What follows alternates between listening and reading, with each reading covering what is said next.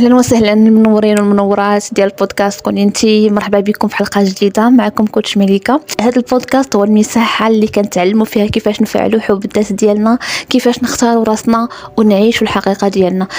الموضوع ديال اليوم كيف ما شفتوا في العنوان غنهضر لكم على واحد المهاره اللي الا تقنتيها غتغيري الحياه ديالك. وهذه المهاره متاكده 100% غتكونوا سمعتوا عليها ودزتوها بدون وعي. للاسف بزاف ديال الحوايج اللي كيديروا التغيير او المعلومات اللي كيديروا التغيير كيكونوا معلومات بديهيه معروفه كنسمعوها مرارا وتكرارا، ولكن ما عمرنا عطينا الوقت باش اننا نطبقوها. وهذا الشيء اللي مخلي بزاف ديال الناس في بلاصتهم كيسحب ليهم بلي خصهم واحد المعلومه معجزه، خصهم واحد التقنيه معجزه اللي غتخرجهم من البلاصه اللي هما فيها. الوغ كو دائما في غالب الاحيان كتلقى المعلومات البسيطه البيزكس هي اللي غتغير الحياه ديالك، ولكن ما كديريهاش لانك كتستهني بها.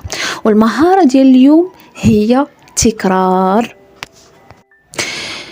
بمعنى شنو اللي كيخلي بعض الناس كيتغيروا وبعض الناس ما كيتغيروش، مع العلم انهم خداو نفس المعلومه او لا حضروا لنفس الدوره او لا قراو نفس الكتاب او لا مشاو عند نفس الكوتش. واحد كيقول لك راني استفدت وتغيرت الحياه ديالي، وواحد اخر تيقول لك ما استفدت حتى شي حاجه.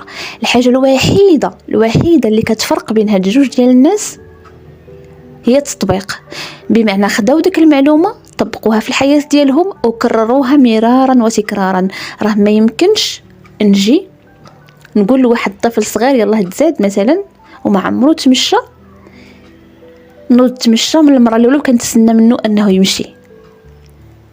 الطفل قبل ما يتمشى كيدوز من بزاف ديال المراحل، وحتى ملي كيبغي يتمشى ويطيح عاد كينوض يتمشى. كذلك في اللغه، قبل ما الطفل كيبغي يهضر، قبل ما كيولي كيهضر بلوتو كيبدا يتهجى، كيخرج كلمه ما هياش كلمه هكا، كيقلب الهضره. وكلنا دزنا من هذه المراحل، ولا عندكم اطفال صغار تكونوا كتشوفوا هذه القضيه. بمعنى التكرار هو اللي كيخليك كتقن واحد الحاجه. فملي كتسمع واحد المعلومه وكتمشي كتجربها مره واحده وكتجي كتقول راه ما درت حتى شي حاجه في الحياه ديالي، راه اصلا من الغباء انك تعتقد باللي الا جربتي الحاجه مره واحده فراك غتولي كتقنها. كما قلت لكم عطيتكم ليكزامبل ديال الحوايج البيزكس اللي هما المشي، اللي هما الكلام، شي مهاره جديده هكذا في الحياه ديالنا. اي مهاره، اي حاجه غديرها اول مره راه ما غتصدقش ليك، ما غتعطيكش نتائج. خصك تكررها مرارا وتكرارا. اي مهنه، اي عمل، فراك كدوز من واحد المرحله ديال التعلم ديال التكرار. كتكرر نفس الحاجه حتى كتولي كتقنها. مثلا نقولوا كتخدم بالبيسي، راه قبل ما تولي يديك خفيفه في البيسي بورطابل راه كتكتب به يوميا، عاد كتجي ديك الخفه، ما كتجيش وكتولي حافظ الحروف وحافظ الكلافي من الاول وكتقدر تطابي بعينيك مغمضه. لا مشروز. بمعنى ملي كنعطيكم مثلا تمرين او لا كنعطيكم واحد المعلومه وكنقول لكم طبقوها وكتمشي كديريها مره واحده كتقولي ما عطاتنيش حلول، او لا كديريها مره واحده وكتحبسي وكتسناي ان الحياه ديالك تغير، فهذا راه كيتسمى غباء. المعلومه كتطبق على الاقل 21 يوم حتى ل 40 يوم. بين 21 يوم 40 يوم عاد كتبدا تعطي ليفي ديالها. وهذه سمعتها حتى في اخر استشاره ديال واحد المنوره على تمرين المرآة اللي كنعطي دائما، وكانت قالت لي هاد القضيه وكنسمعها بزاف. قالت لك في الاول ما كتعطيني حتى شي مفعول، ما كنحسش، بحال كنهضر مع المرايه، بحال كنكب الماء في الرمله. مي حيت كملت عليها استمريت عليها ولات كتعطيني غير ريزولطا. وهذا راه عادي جدا. لان علاش ملي كنجيو نهضروا مع راسنا بطريقه ايجابيه وحنا نقولوا سنوات ضوئيه وحنا كنكريتيكيو في راسنا، كنعايروا في راسنا، كنجلدوا في ذاتنا. تقدر تكون عندك 20 عام، تقدر تكون عندك 30 عام، تقدر تكون عندك 40 عام. يعني تخيلي سنوات وانت كتهضري مع راسك بطريقه سلبيه، سنوات وانت كتكريتيكي في راسك، سنوات وانت كتجلدي في ذاتك، وتجي قدام المرايه تطبقي واحد ليكزارسيس وتيقي راسك بهذا المعنى او لا يعطيك ليه في هذا المعنى. لا، راه الطفل الصغير وهذيك عطاتها في الاستشارات كنقول لهم راكي ملي كتكوني كتبداي العمل الداخلي ديالك، كتبداي تصحي علاقتك مع راسك، راه بحال كتخدمي مع واحد الطفل صغير اللي مقلق منك. راه الطفل الصغير ملي كيتقلق كتبداي تحضري فيه وتحضري فيه وتحضري فيه، راه ما كيجيكش من المره الاولى، خصوصا الا كان فريمون مقلق.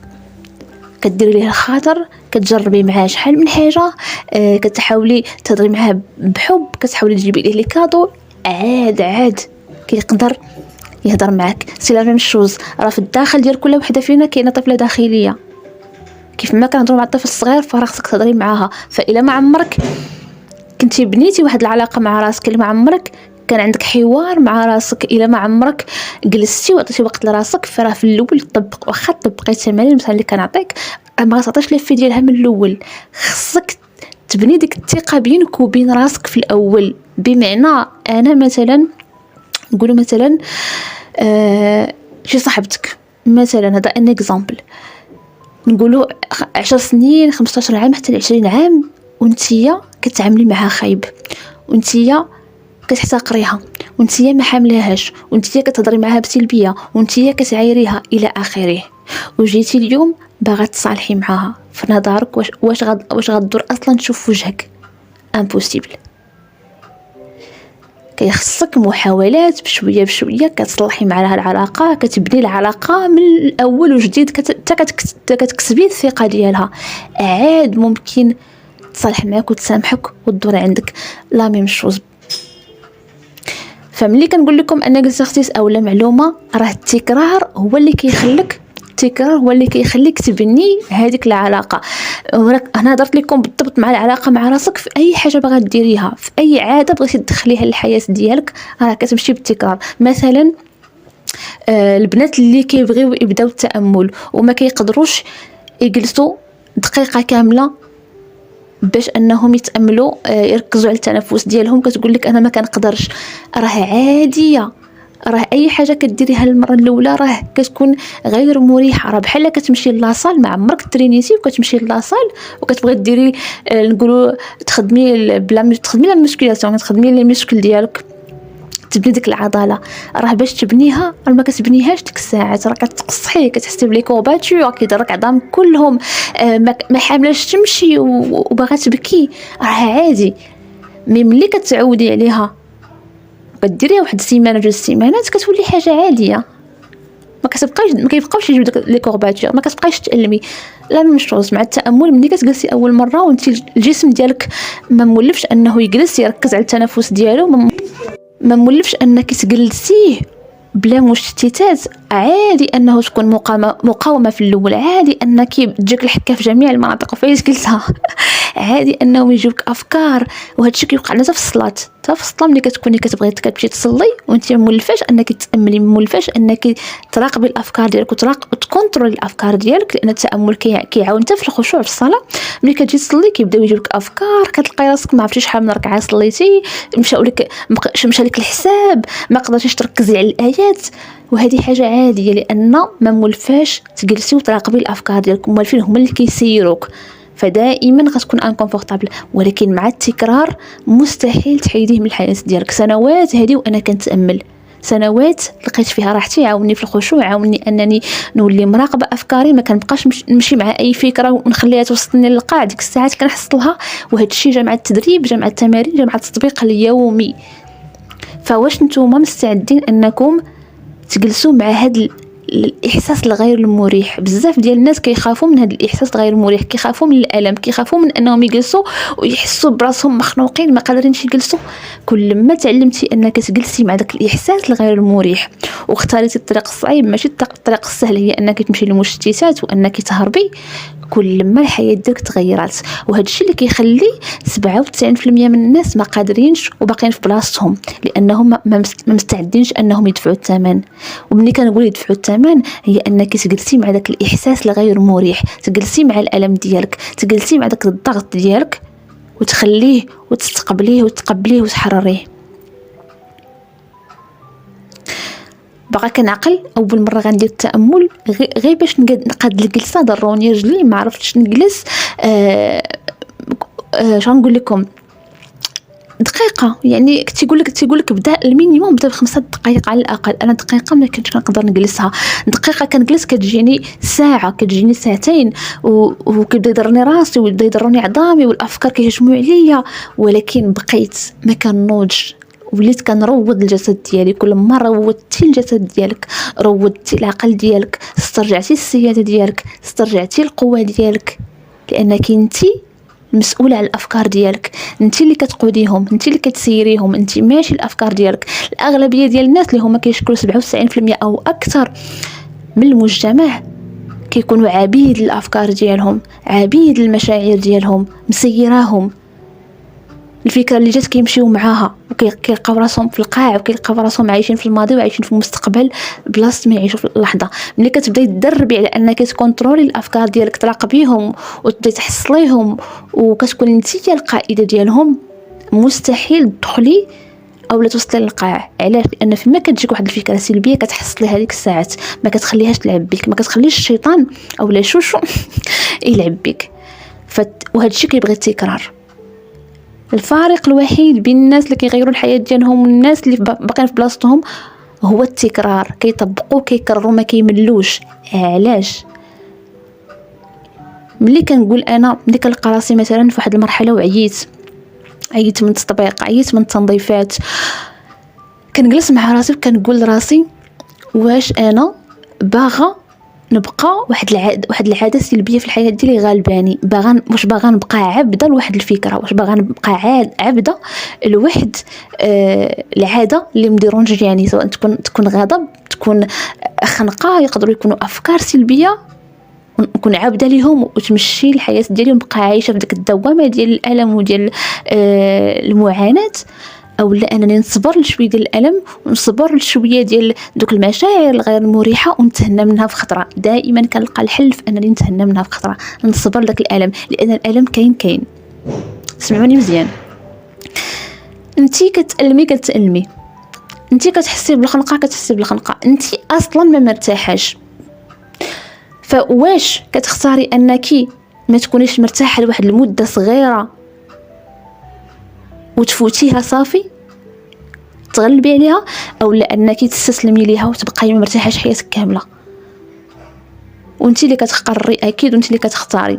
وهذا الشيء اللي كيوقع مع الناس حتى اللي كيكون عندهم عادات سلبيه. كتلقى النساء اللي كنقول لهم راه على الاقل خصك 21 يوم باش تحري من ديك العاده القديمه، ما كيقدروش يصبروا ديك 21 يوم. يعني مثلا نقول لك ديري ديتوكس من السوشيال ميديا مثلا واحد 3 ايام، او لا نهار يا لا نهار ما تحليش السوشيال ميديا، نهار جلسي مع راسك، قراي كتاب، سمعي البودكاست، خرجي للطبيعه تمشي، ما تهزيش التليفون. كاين اللي ما كيقدرش ساعه. ولكن ملي كنجي نشوف الحياه ديال هذوك اللي كيقدروا يساكريفيو داك المتعه اللحظيه بلاصه المتعه اللي كتستمر معاهم، اللي كيحبسوا ملي كيديروا هاد التمرين، فراه اكيد هما اللي كينجحوا في الحياه ديالهم. لان الاغلبيه ديال الناس متبعين الشهوات، الاغلبيه ديال الناس كيقلبوا على ديك المتعه اللحظيه، في داك السكرولين، كتستمتع بديك اللحظه، ولكن كتحسي براسك كزفت من موراها. وهذه كلنا دزنا منها، مني وجبت. كنبقى نسكرولين حيت خايفه نواجه راسي، خايفه انني نكون مع الافكار ديالي، خايفه انني نعيش اللحظه. ومن مور ديك السكرولين كنلقى راسي حاسه كزفت من الداخل ديالي، احساس غير ما زوينش نهائيا. نقدر نوصلوا كاع القرف. يعني كتحسي اش درت، اش ضيعت حياتي، ضيعت السوايع الخوا الخاوي. الوغ كو نهار تعلمت انني نبدا ندير ديتوكس من السوشيال ميديا وي غير مريح، ما كايناش ديك المتعه، ديك الدوبامين اللي كيطلع بسرعه، ولكن كنقلب عليه بطريقه اخرى، بالسبور، كنمشي للطبيعه، كندير الرقص، كنقرا كتوبه، كنسمع البودكاست. وملي كيفوت داك النهار كنكون فخوره براسي، كيكون احساس زوين جدا، كتكوني درتي شي حاجه في الحياه ديالك. فواش انتي مستعده انك تساكريفيه هذيك المتعه اللحظيه وتربحي المتعه المستمره معك؟ وما كنقولش اكيد الحياه ما فيهاش مطبات، ما فيهاش طلوع ونزول، ما فيهاش الم، فيها عادي، ما كنطولوش فيه. دغيا كنفيقوا دغيا كنوعاو. فالتكرار هي المهاره اللي غتخرجك من ديك الدوامه وديك الحلقه اللي كتدوري فيها سنوات وسنوات. اي معلومه سمعتيها طبقيها، ما تمليش ولو ما تشوفيش النتائج. استمري استمري استمري، لان على الاقل ملي كتستمري في واحد العاده كوني متاكده غتعطي لي ديالها في واحد الوقيته. الا استمريتي على العادات ديالك السلبيه فراه ما عندها حتى شي نتيجه. دائما كنقولها لكم، قارني بين الالم المستمر مع الالم اللحظي ديال التكرار ديال ديك العاده الغير المريحه ليك. فكنتمنى تكون وصلتكم الرساله ديالي من الحلقه ديال اليوم. كنبغيكم بزاف، واكيد لاي وحده مستعده انها تستثمر في راسها وبغات نرافقها خطوه بخطوه حتى تشوف التغيير اللي بغات في الحياه ديالها، تواصلوا معايا في الرابط الواتساب غنخليه لكم في الديسكريبشن، ونتلاقاو ان شاء الله في رساله اخرى من بودكاست كوني انتي.